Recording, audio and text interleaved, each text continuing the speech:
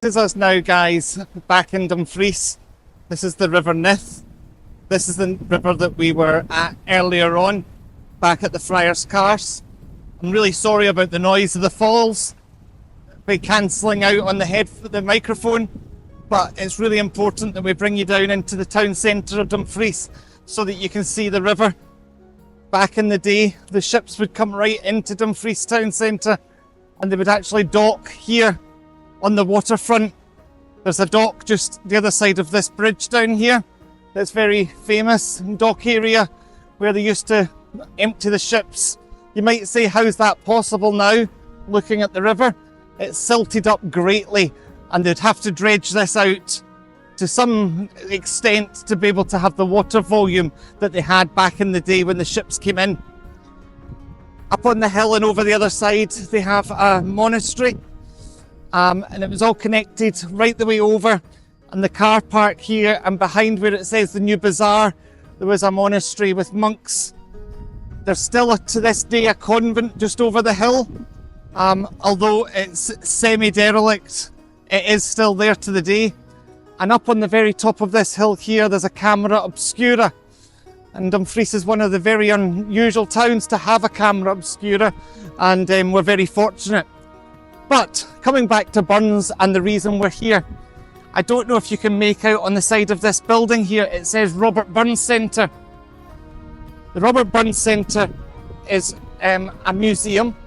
The top floor has an area which is designated to Burns and his farming life, and then it's also got a cinema, and the cinema tends to show films that are either a little older or a little ad hoc. They're not the mainstream ones that you see. However, Dumfries has recently lost its main cinema, so this has become the main cinema for Dumfries at the moment, and most of the films are shown. But the actual Burns Centre has very little connection to Burns per se. It's an old mill, but it's used as a museum.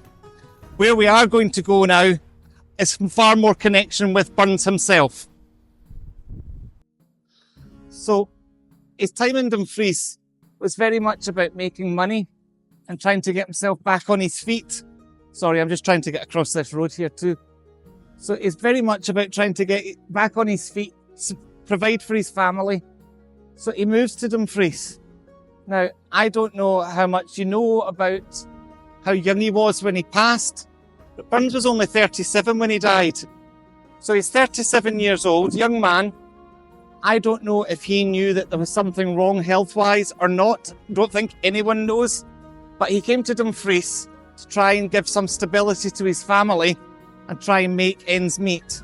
When they first arrived in Dumfries, they came to this little flat just across here, if we can get across this road. So we're going to go just now.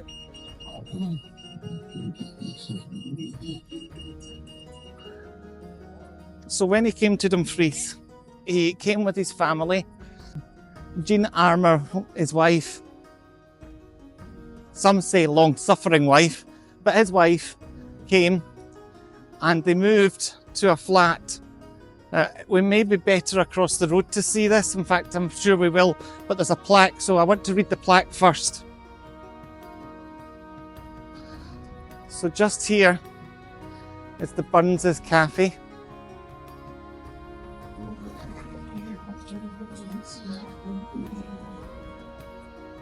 The plaque is actually up above, so we'll cross the road to read it.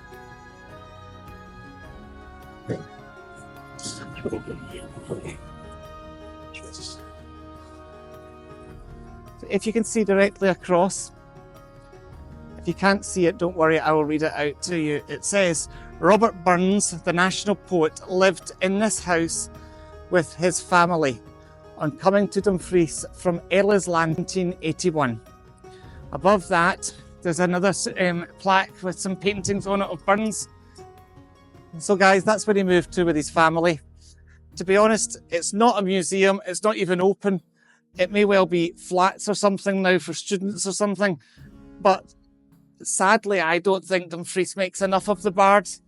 They don't do anywhere near as much as is done in Ayrshire and promoting them.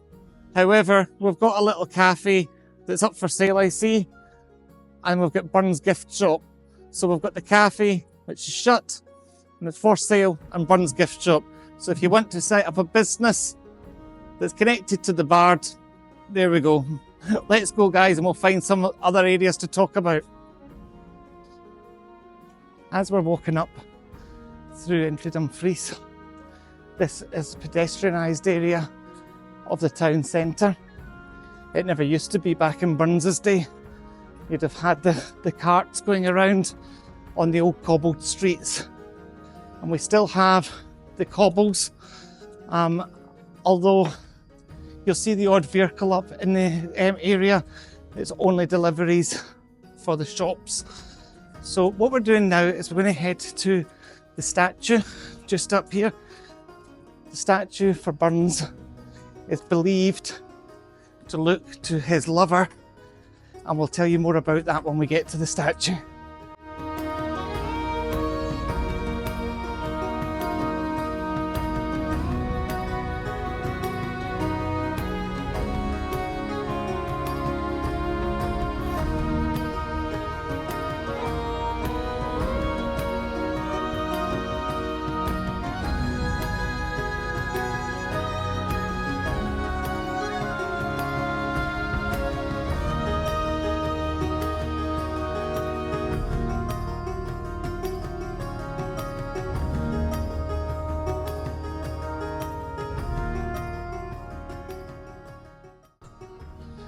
I apologise about the seagull noise, but as you can see, as we're getting closer down the street, you'll see just in front of the church is a statue to the Bard himself, Robert Burns, in his full glory on a statue.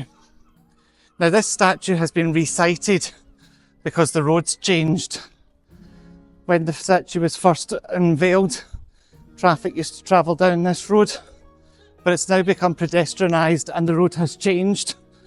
But when it was first put in, it was believed that the Bard was looking up towards Dunoon. Why Dunoon? Well, when he was looking up towards Dunoon, there is another statue in Dunoon down at the pier, and it's of the Highland Mary. The Highland Mary was his lover. Sadly, with the change of the road layouts, the statue has moved, and so it's no longer in its original place. But this is Burns' statue in full glory. But now what we're going to do is we're going to go over to Burns' house, and we'll also see a further statue to his wife, not his lover this time, his wife, Jane Armour. So if you're ready to come with us, we'll go from here off now to Burns' house. If we're very lucky, we may get inside, and then we'll get to go and see his wife, Gina Armour. The Bard visited a number of hostelries, and this is one of them, the Hole in the Wall, or the Hole in the Wa. And what we're going to do now is we're going to go to another one, the Globe, which is actually something that's much more built to be Burns' place, because it's where he stayed whenever he was doing his excise work in Dumfries. But this is a pub he frequented regularly.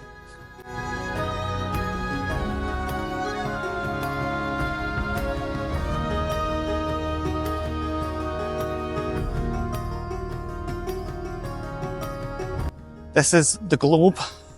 The Globe in Dumfries is somewhere that Burns frequented lots. He even has a room in here that he used. He used to hold court by having his newspaper out, and he would read the daily news out to all the locals, because literacy was a big problem back then. But Burns, being educated, he was able to read, and he would read in the corner of the room, sitting in his chair, allowing all the locals to enjoy the gossip and the news of the day. But we'll go down and we'll have a little look and see what we can see as we go down the close to the actual pub. So let's go and have a look.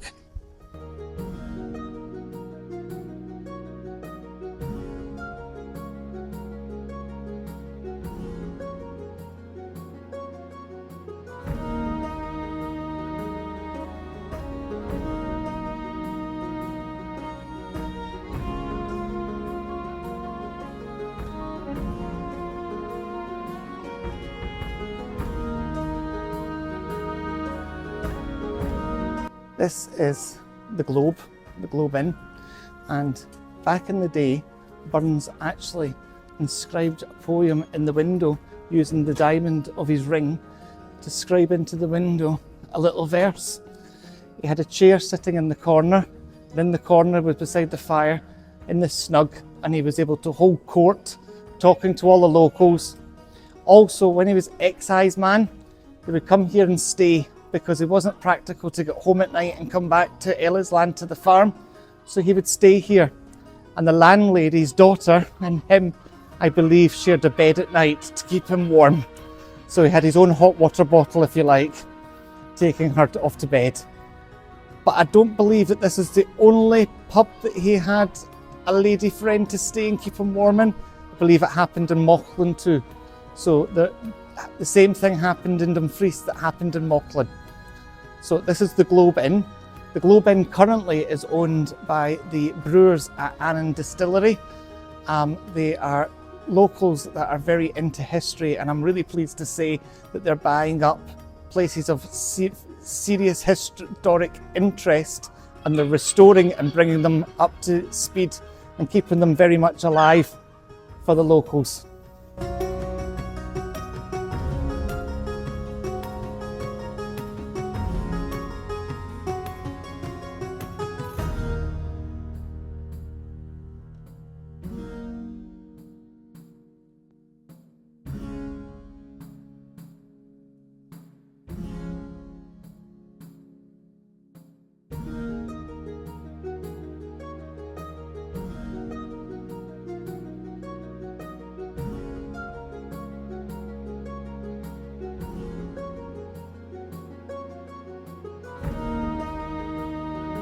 As we come up this street, we're getting very close to the house that Burns and Jean Armour moved into. And sadly, this is the house that Burns passed in. So coming here, this is where he died, aged 37. So he was only a young man. So there's a little garden here that celebrates Burns's life.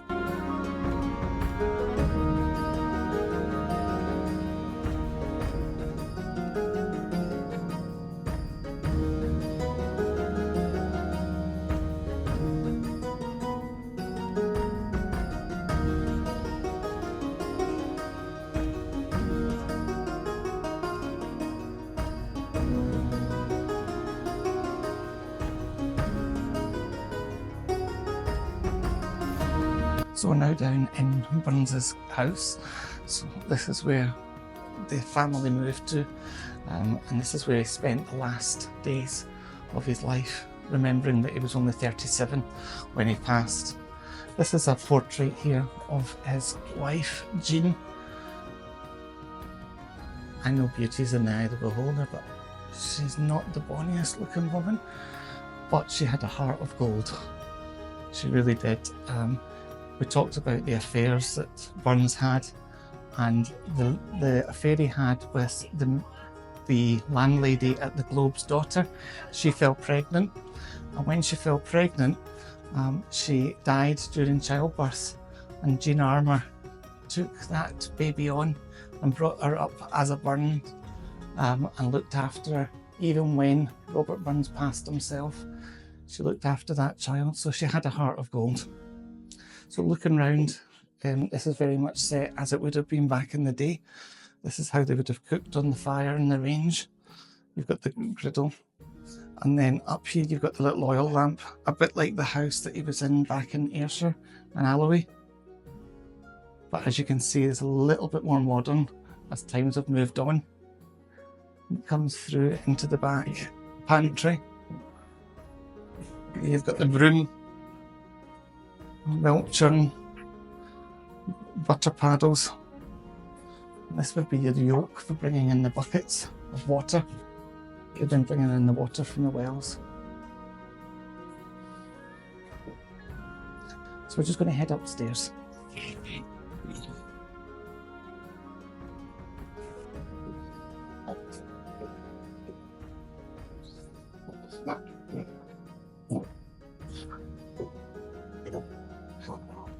So this is the bedroom. This is the main room.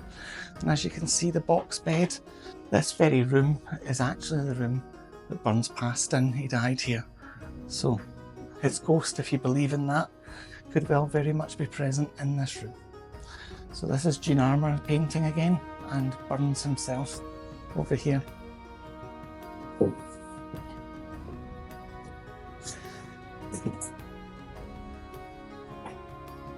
Just off this room is a little study type room that he would try to get peace to do his poetry and sit at his desk. And there's a little inscription in the window again that he used with his ring. And it was a small part of Scots Wahey, I believe.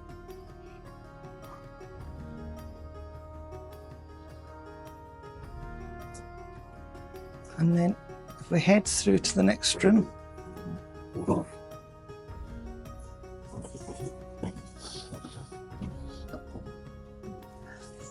got a number of collections of his books and the songs and poems in the collections that he's done from the Kilmarnock edition right through. And then, as you can see, this is Burns in his Masonic regalia. So you've got your Mauchline ware and different memorabilia here. His seal. Dumfries has the Hoff Club, and it's also got a very strong Burns Club presence, and a lot of it's done at the Globe that we saw earlier. So as you've seen, we've been at statues of Burns. We've talked about the statue of the Highland Mary. Now, some may say Burns' long-suffering wife, Jean Armour. So this is Jean Armour's statue. It was recently unveiled because Dumfries Hoff Club in 2004, I say recently, I'm showing my age now, 2004 felt that she was underrated, not talked about enough, and they wanted to show how strong a woman and what a good woman she was to be behind Burns, pushing him forward at such a young age, 37. So this is Jean Armour, was one of her children. 1765 to 1834, the wife of Rabbie Burns. And she's looking directly across the road to where her husband and her both lie in the mausoleum at the church, at St Michael's Church in Dumfries. Let's head over and see if we can spot the grave.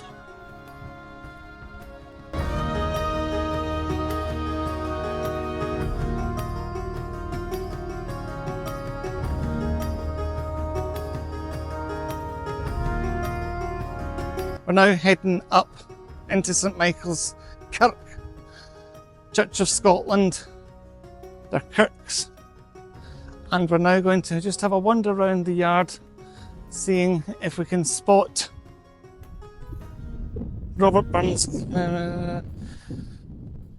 It's one of the Hoff Club. One of our YouTube channel friends that we don't know them, but we feel like we know them. James and Helen. James said whenever you go in a graveyard, you should read out a couple of names because you don't know how long ago it was that their names were ever mentioned. So I thought that was actually quite fitting, especially being a historian. That just resonated with me totally. So let's find some. There's David Dickinson Smith.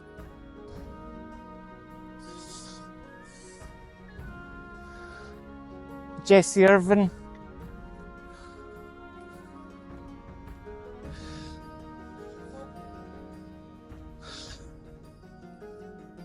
To be fair, some of the names aren't the easiest to read on some of these old graves. You really have to get up close. Elizabeth Groom, William Armstrong.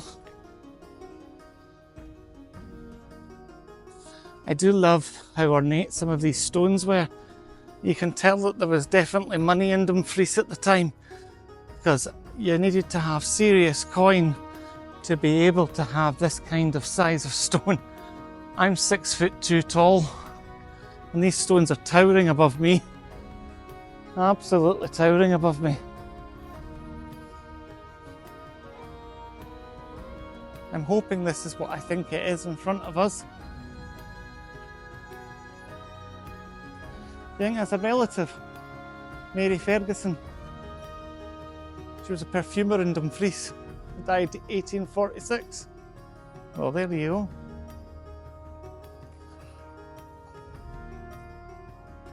Free to visit Burns's mausoleum.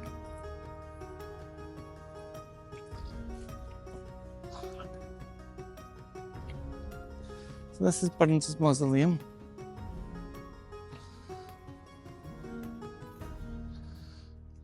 This is where Rabbi and his wife Jean are laid to rest. Bless.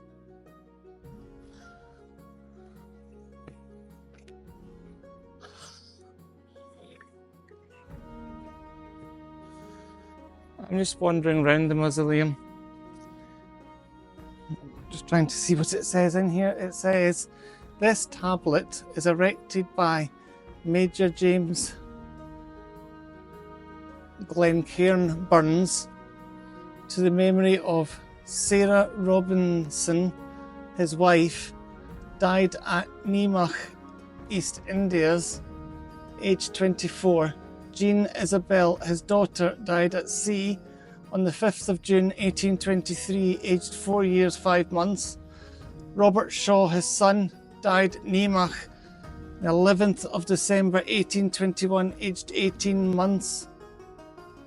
Mary Beckett, his wife, died Gravesend, Kent, 13th of November 1844, aged 52.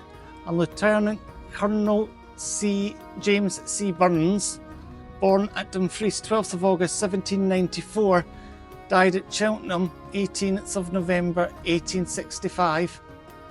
His remains rest in the vault beneath this tablet. So that was one of the children of Burns, and he too remains underneath the tablet. Very sad. Burns was only 37. Well, I think that it's been an interesting tour around Ayrshire and Dumfries and Galloway, and I have learned more about Burns. You're never too old to learn. I hope you have too. And it's been an interesting one. This is what I want to do. I want to uncover things that aren't the mainstream. I know we flew around the museums and things in Dumfries because I wanted to spend the time on the interesting things that we found out. I think we found out a few interesting facts that I'm hoping you didn't know before. So I think the fitting line, should old acquaintance be forgot and never brought to mind? I think that is fitting for us to say goodbye. But before I go, I'd like to say thank you for watching this video through. I want to do lots more. I want to build this channel up to be something special. I need your help to do it. Can you like, subscribe, the bell, comment?